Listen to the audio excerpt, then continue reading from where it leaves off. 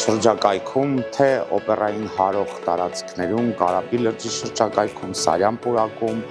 կատարվում են նոր լանդշաֆտային ձևավորման աշխատանքներ, ավելացվում են արժեքավոր թփեր եւ արժեքավոր ծառատեսակներ,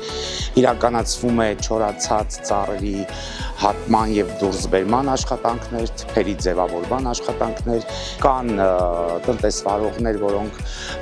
պատրաստ են մեր հետ կնքելու պայմանագրեր խնամքի աշխատանքներ իրականացնելու համար, սա քաղաքի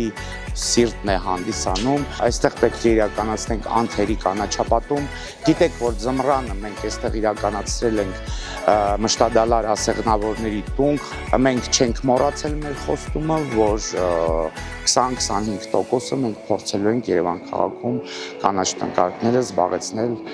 մշտադալար տեսակներով։